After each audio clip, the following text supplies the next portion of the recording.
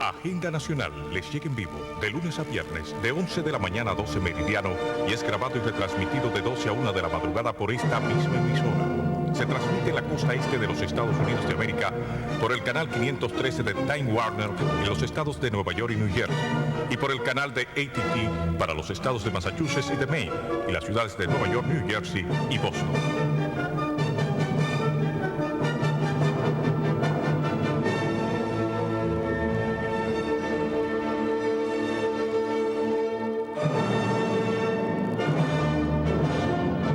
Dominicanos en todo el territorio de la República y en ultramar en la costa este de los Estados Unidos de América, e igualmente a todos sus habitantes de habla hispana.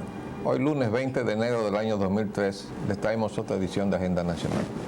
Este programa sustenta los valores de la libertad y la democracia y el derecho de los americanos y los americanos al desarrollo económico y social, con apego y respeto a los principios de soberanía y autodeterminación que sustentan y hacen posible la convivencia pacífica de pueblos y naciones, para identificar y analizar los obstáculos que han impedido e impiden que alcancemos la condición de vida y la felicidad a las que somos acreedores. Les habla Leopoldo Espaillat Anita, y para llevar adelante este programa contamos como siempre con la ayuda y colaboración de nuestro amigo licenciado Roger Logando Piña. Muy buenas, Roger. Muy buenas, muy buenas. ¿Cómo estás? Bueno, vamos a comenzar el programa con un mensaje de esperanza que captamos en la prensa. Identifican una proteína que mata células del cáncer. Esto en medio de una situación mundial en donde todo aparenta que el hombre está tratando de probar nuevas armas para matar al hombre y desatar también probablemente un conflicto de dimensiones incalculables en términos de muerte y padecimientos a la humanidad. Que salga esta información es un mensaje alentador. Ojalá aparezca una proteína que pueda matar la ambición por el dinero y el poder. Eso va a traer mucha felicidad al mundo. Vamos a ver nuestra agenda, amigos. Roger. Nuestra agenda, el primer punto es la reelección no va. Mejía complace a la familia y dice que no va. Se refiere al presidente Mejía. El presidente Mejía complacerá a doña Rosa y no se reelegirá. Mejía insiste en que no buscará la reelección en 2004. Ese titular de que no se reelegirá en el 2004 está muy mal enunciado. Debe decir que no se repostulará, porque lo más que él puede controlar es su decisión de repostularse. El otro titular que dice, insiste que no buscará reelección, está bien redactado, porque una vía de buscar la reelección es repostularse. Ahora, de que salga elegido en caso de intentar una repostulación, ya eso depende del pueblo dominicano, y eso no puede ser gobernado por la voluntad de nadie, ni siquiera por la del propio interesado, que en este caso sería el presidente Mejía. Pero nos complace, primero, que la posición de su familia haya sido esa, y segundo, que él haya mostrado el deseo de acatar la voluntad de su familia, a pesar de que la gente del PPH anda hoy revolteada, diciendo que tratarán de convencerlo de que siga en el absurdo de pretender una reelección en este país. Guerra de Estados Unidos contra Irak. Protestas mundiales contra la guerra. Y algunas fotos muestran a los manifestantes contra la guerra desafiando el frío en Estados Unidos, en París y en muchas otras ciudades de Europa y del Oriente. Fíjense, estas fotografías son muy ilustrativas. Recuerden que nosotros leímos aquí un mensaje que nos había llegado por internet de una convocatoria mundial para los días 18 y 19. Bueno, ahí está. Eso es en Estados Unidos. Hay otro muy interesante aquí. Mire este. Está en inglés. Acá en close-up. Dice que soltemos a Bush, no a bombas. Y no cambiemos sangre por petróleo. Bueno, ya el pueblo sabe que hay intereses de petróleo moviéndose en esta pretensión absurda de una guerra. Eso es innegable.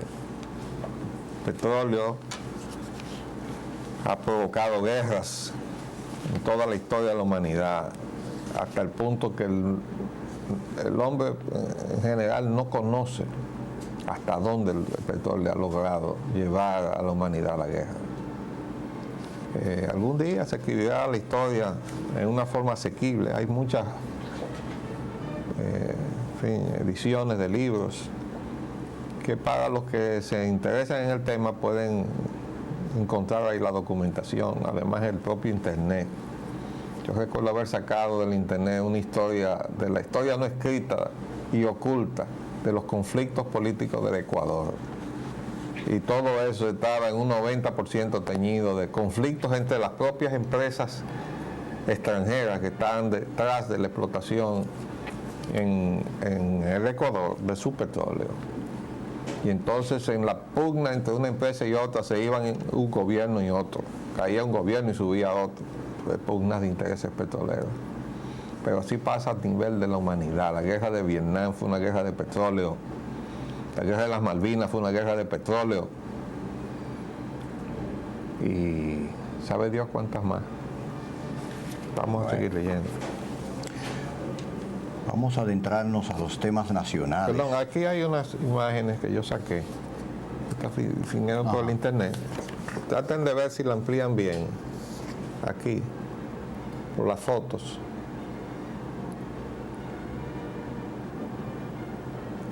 Allá se ve en el fondo el obelisco de Washington. Cientos de miles se movieron en todas las ciudades de Estados Unidos para protestar. Vamos a ver si el gobierno va a hacerse el oído sordo con esa situación, además de que ya desde la semana pasada, no sé si tú te diste cuenta, ya traían informaciones de la declinación de la popularidad del presidente. Sí, indudablemente, a pesar de que la cadena Fox sigue tratando de empujar la verdad y desplazarla por la mentira, diciendo que no es así, que esos fueron unos falseados números que se dieron. Solo vi yo con mis ojos. Ellos hicieron sus propias encuestas y Bush tenía el 67% todavía.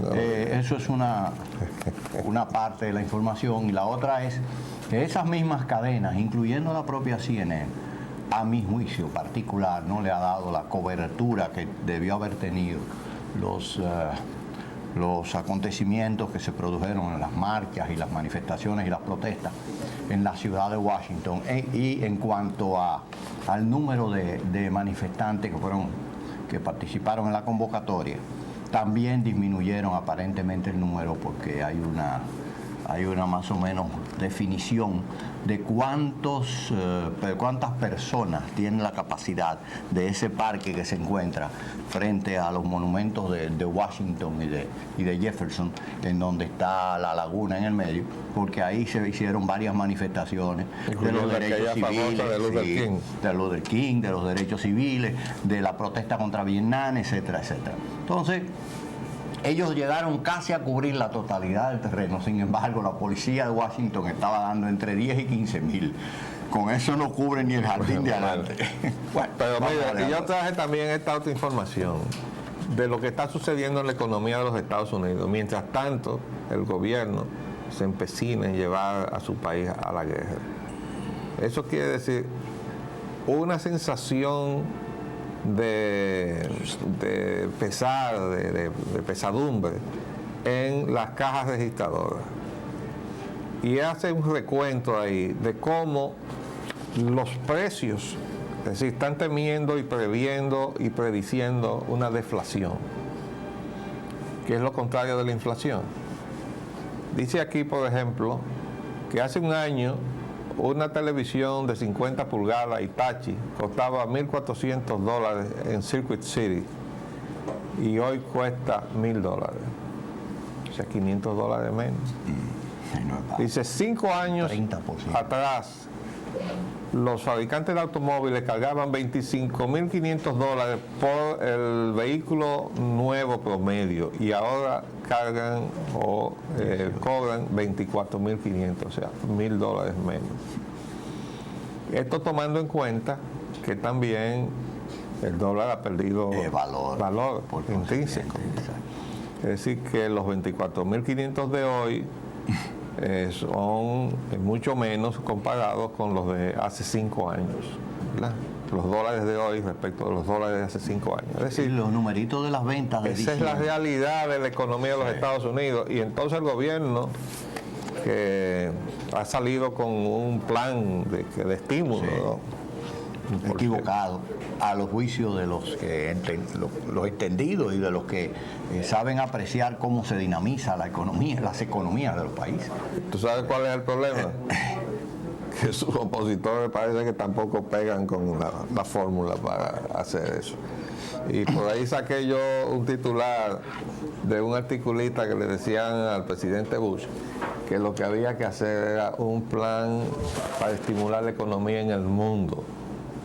Y entonces le hacía reflexiones muy sesudas sobre las repercusiones de la globalización. Ahora resulta que hay unas retroalimentaciones de la crisis mundial en el tercer mundo por la razón que hemos explicado muchas veces. Los Estados Unidos nunca han entendido a cabalidad, los que formulan las políticas económicas y diplomáticas agresivas. Los teóricos de los think tank. Que nosotros, esta zona del mundo que se llama América, somos su mercado natural, a las buenas, su mercado natural por razones de proximidad, etcétera.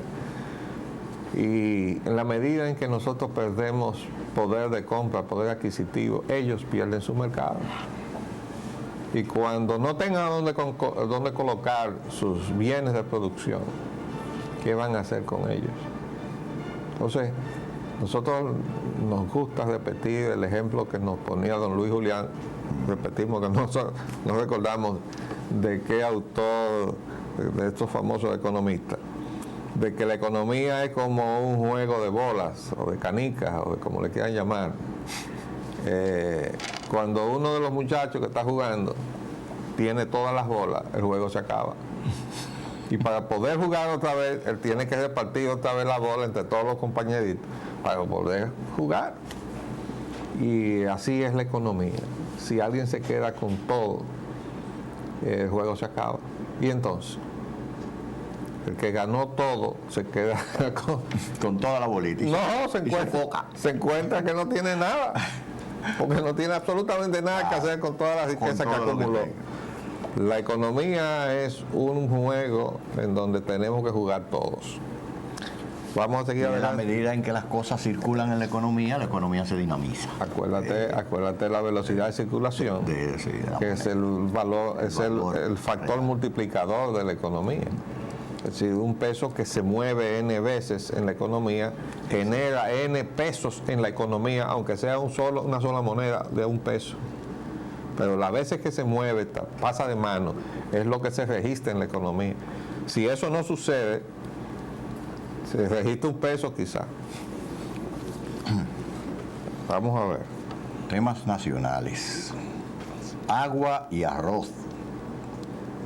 Suspenden la siembra del arroz por falta de agua en la presa de Taveras. Bueno, este es un titular 100.000 tareas que uno tiene que ver con suma preocupación.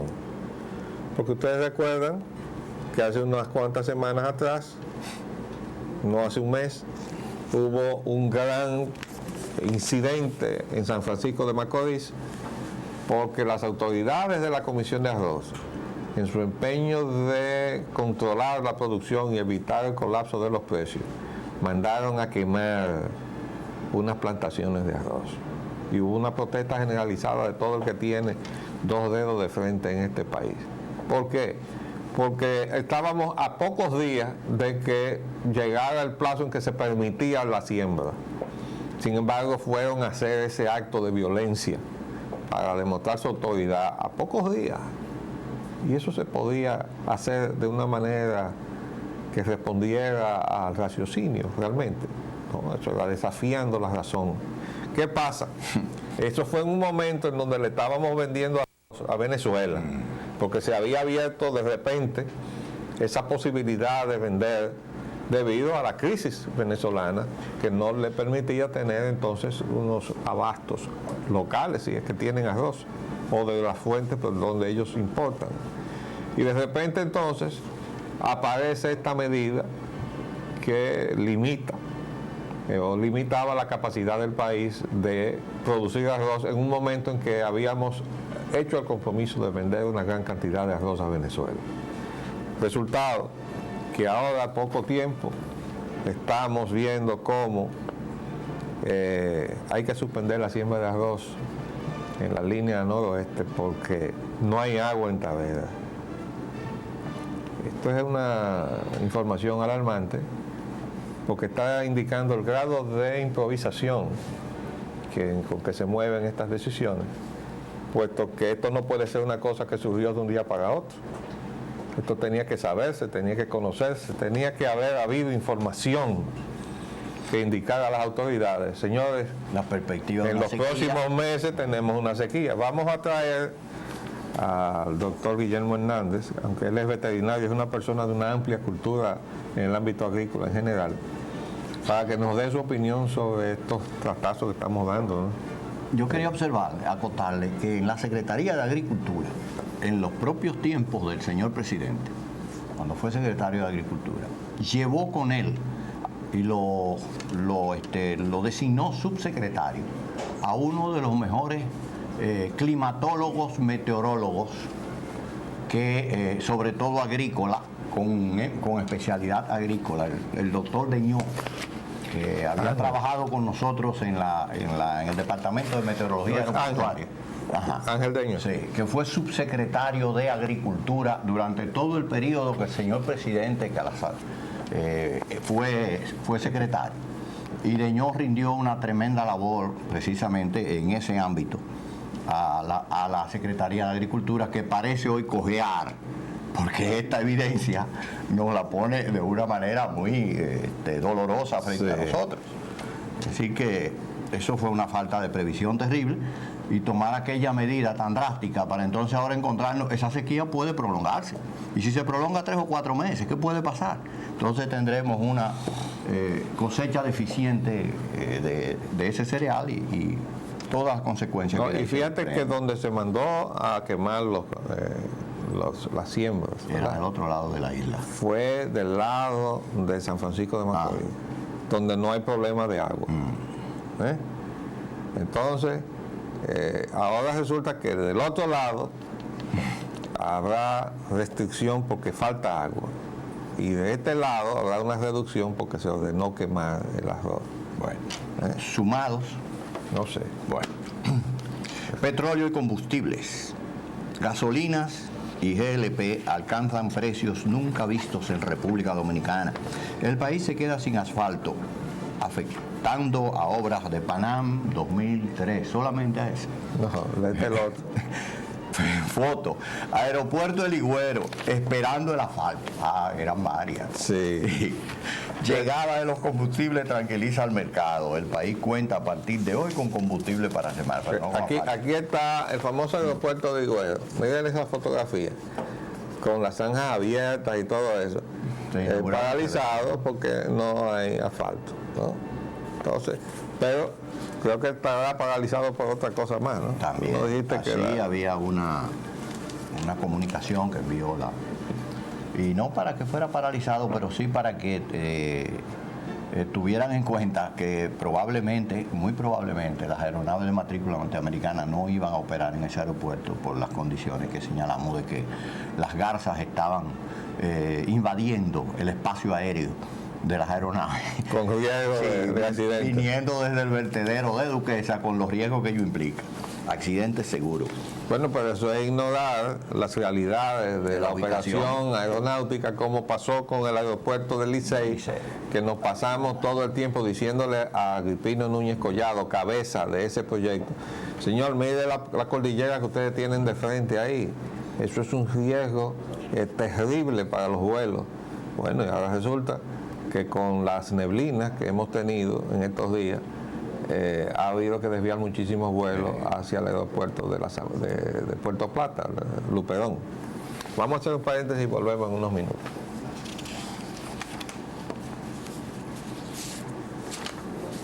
Mira qué cosa más simpática.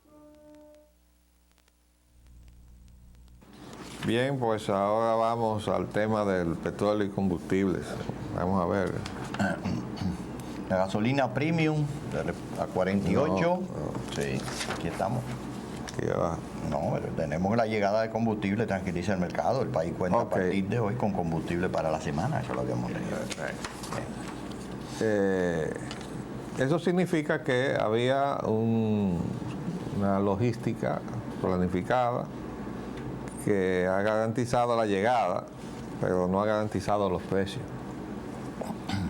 Desde luego ya habíamos advertido que en una situación de emergencia como la que se confronta con el abasto de por lo menos el 50% de las necesidades del país, de acuerdo a lo firmado con México y Venezuela en el ya conocido Acuerdo de San José, bueno, pues eso se iba a traducir en una escasez, en un problema de emergencia que iba a afectar probablemente, de acuerdo a las nuevas fuentes de suministro, los precios. Pero que primero que nada había que garantizar de que no iba a haber la escasez. Bueno, el gobierno ha estado dando seguridades, dice que no va a haber escasez. Lo que nosotros no podemos garantizar es que esos aumentos que se han producido reflejan proporcionalmente lo que ha sido el incremento. En primer lugar, porque el verdadero incremento de los precios, que no es el que aparece en las documentaciones, porque ese simplemente son los precios spot, los precios de transacciones únicas o los precios de cotizaciones de mercado. Entonces, esos no son los precios de contrato. Desde luego, en este momento, los precios de contrato se mantienen con respecto a México, no se mantienen con respecto a Venezuela, que está inhibida de suministrar. Y había que salir a comprar entonces a precios de ocasión, o sea, precios de spot en el mercado del Golfo o ir a Islas Vírgenes o a Trinidad Tobago, aunque con Trinidad Tobago ya se tiene un cierto nexo estable de suministro de algunos productos. Habíamos mencionado también que se había iniciado durante la gestión del licenciado Giuliani en la Secretaría de Industria y Comercio una negociación con las autoridades de Trinidad y Tobago en el propósito de lograr un tipo de acuerdo parecido al Acuerdo de San José en términos de la financiación de las importaciones. Eso parece que con la salida del licenciado Giuliani murió, como suele acontecer en la República Dominicana con todas las buenas ideas cuando la persona que las auspicia se mueve del cargo. De todas maneras, vamos a ver, vamos a seguir con el tema. Dice que la gasolina premium está a 48,48, la regular a 42,74 y el cilindro de gas propano está a 526,28, así en libras. Mejía se busca salir a aumento de gas y gasolina. Encuentra excesivo el precio, en realidad lo es, pero ese era el nivel de precios que preconizaba el señor asesor financiero del Poder Ejecutivo, hace mucho tiempo, que se pagara, que se llegara a 500 pesos, así en libras. Pero además, porque no se ha revisado el mecanismo con el cual se fijan los precios. Ahí está pasando lo mismo que sucede con el mecanismo para fijar los precios de la energía, con unas indexaciones onerosas para el usuario y desde luego muy generosas para el bolsillo de quienes están disfrutando el mercado de manera monopólica a costa de todos nosotros. La forma en que se fijan los precios internos de los combustibles ya hemos dicho que está distorsionada por una serie de cargos que todavía se mantienen. Entonces, como eso no se ha revisado, y aquí está la prueba, porque nosotros la sacamos semanalmente, aquí está lo que habíamos indicado antes, ¿no? Miren estos cargos bancarios otros costos. El GLP tiene 94 centavos por galón, mientras todos los demás productos tienen 20 centavos por galón. ¿Hoy por qué? Es la misma unidad, galón, ¿eh? ¿Qué son esos otros costos que no se dice su naturaleza? Además, aparecen entonces los cargos por manipulación, tienen valores diferentes, ¿verdad? Por ejemplo, este cargo por terminal, aquí aparece el gas licuado, tiene 2 centavos, casi 2 centavos, .7, mientras los demás productos tienen 1.3, 1.3, 1.06, casi 3 veces. ¿Qué manejo diferencial puede ¿Qué tener? es lo que pasa ahí con el gas licuado de petróleo? Bueno, llenarle los bolsillos a alguna gente. Eso es el asunto, ¿eh? Vamos a seguir, amigos. Choferes subirán $1 al concho a partir del miércoles, el Día de Nuestra Señora. Y vamos de regreso al carbón mineral para proveernos la energía. La semana pasada salió una fotografía donde aparece una señora cocinando con carbón. No creo que hemos traído el periódico. Eso no es más que el efecto directo del alza del precio del gas licuado de petróleo en los estamentos más bajos de la sociedad dominicana. Es decir, las viviendas, las familias más pobres están cada vez más imposibilitados de adquirir el gas licuado de petróleo, lo sustituyen con leña y carbón. ¿Y qué hacen con eso? Desmontar el 13 o el 12% que nos queda de cubierta forestal, incluyendo las cuencas hidrográficas de donde se nutren los ríos, y por eso nos estamos quedando sin ríos. Nos estamos comiendo los ríos dominicanos, porque para que la familia pobre dominicana, incluyendo las familias haitianas, que tenemos más de 1,5 millones aquí, que son expertos en deforestar y en hacer carbón, esa gente cocinan con leña y carbón porque no pueden cocinar con gas licuado de petróleo, y para poder cocer sus alimentos queman leña y carbón. Entonces nos vamos a sorprender que nos estemos quedando sin ríos. Es una sociedad sin visión de futuro. El problema es que usted no puede pensar con los pies ni puede andar con la cabeza. Ya lo hemos dicho.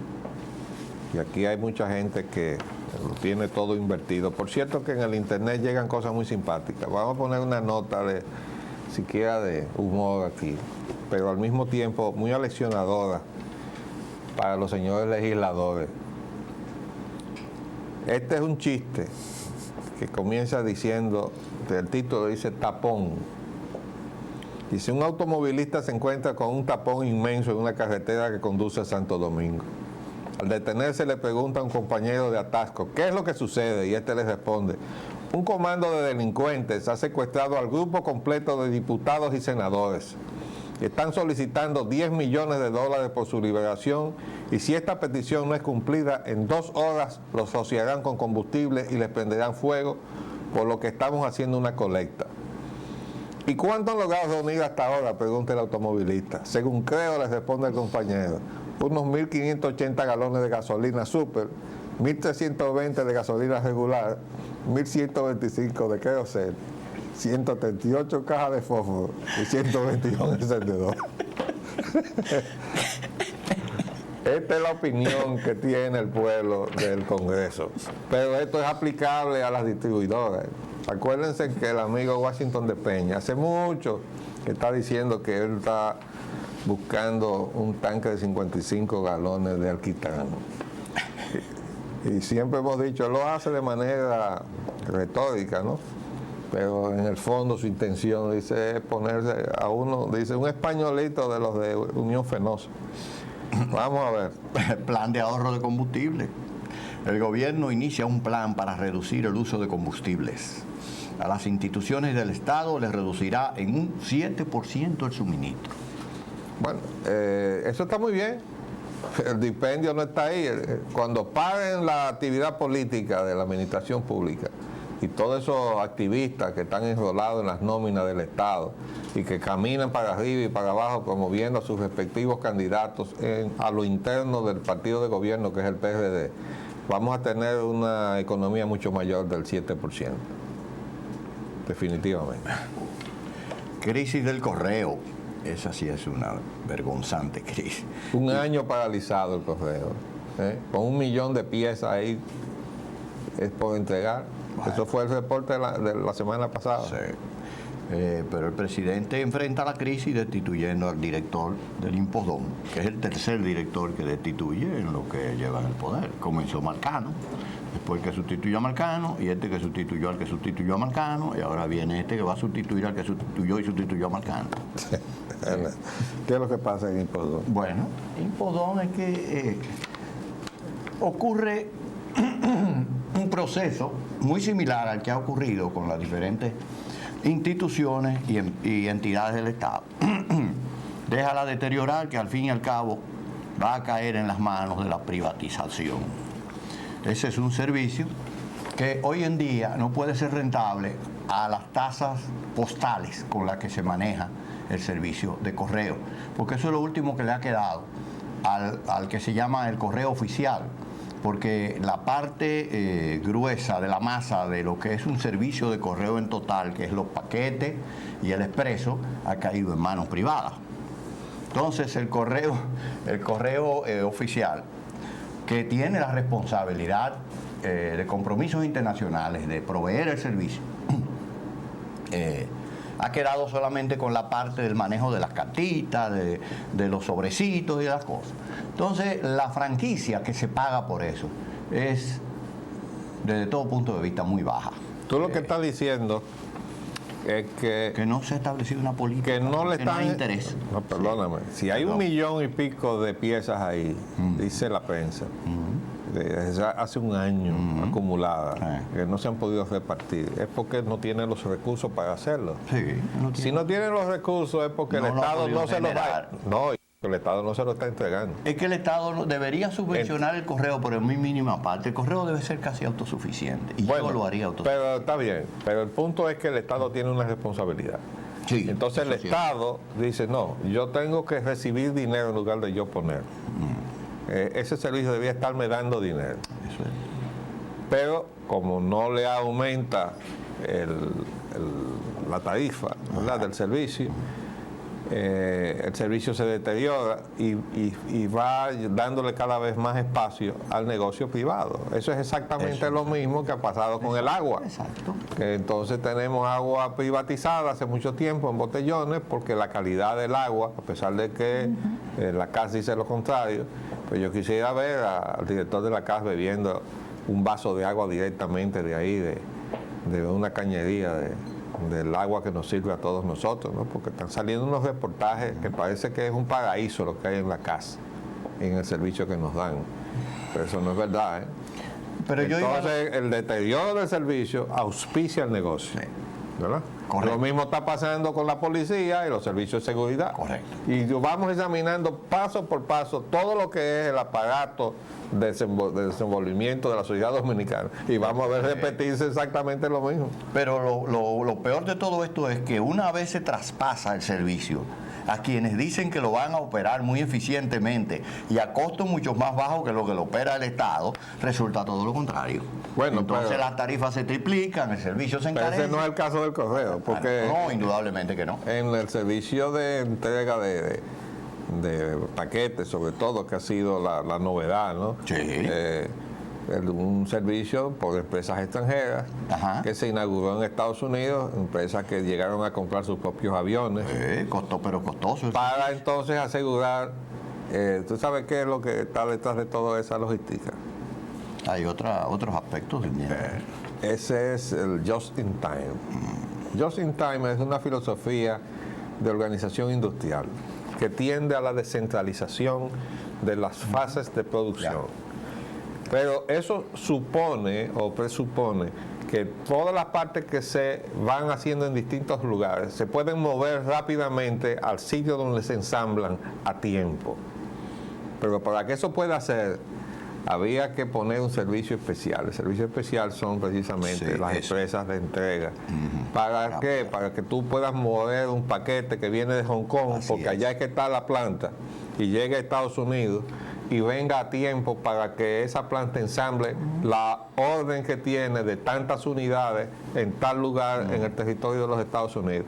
O a lo mejor viene de Alemania o de cualquier sitio. Generalmente viene de países con un salario mucho más bajo y no de un salario más alto o un estándar de vida más alto, porque eso sería contrario a la lógica económica. Lo que se hace es descentralizar hacia la periferia del mundo en desarrollo o del mundo pobre, ¿verdad? Entonces, ese servicio se inauguró así y ha llegado a nosotros, a todas partes del mundo, pero se ha extendido a cosas, a paquetes y entregas que no son ya necesariamente del aparato de tipo industrial, ¿no? El Servicio Postal Internacional, la Unión Internacional de Servicios Postales, la UIP o IPU, una cosa así, en inglés y en español, garantizaba, de acuerdo con su estructura, la operatividad del sistema, pero los acuerdos entre un servicio de correo y otro se hacían directamente de país a país. Y por eso se hacía más uso del servicio más expedito, que era el servicio aéreo, para el correo, para el express y para los paquetes. Entonces, todo eso fue desprendiéndose poco a poco. Ahora bien, a donde quería llegar es lo siguiente. Haciendo un incremento, aquí es evidente que existe una situación en el correo. El costo de la impresión de la estampilla muchas veces supera a la franquicia que esa misma estampilla tiene consignada para pagar por su valor. Entonces, y eso sucede en muchos otros impuestos también aquí, que todavía quedan impuestos. Esto es un paréntesis de 25 pesos. Pero, 25 centavos. Eso llegó a pasar con la moneda. Bueno, entonces el correo es recuperable rápidamente. Podría hacerlo si seriamente se plantea esta situación y se abocan a darle una solución a ese servicio tan importante, porque no todo el mundo puede pagar la franquicia de los servicios internacionales, de los servicios extranjeros internacionales, que son bastante caros. Dicho sea de paso, además de que usted debe de tener su contrato de servicios, porque ellos no lo dan a particulares así por así. Vamos a seguir adelante. Ejejaina apagará las plantas mañana. Eso fue el viernes, para el sábado. Y resurgen largos apagones en Santo Domingo y en otras ciudades. Y el gobierno controlará a Edenorte y Edesur. Eso todos son noticias del viernes en la tarde. La superintendencia amenaza con intervenir a la distribuidora. Ya esto es el sábado. Dio un plazo de 5 días para que paguen lo que le deben a las generadoras.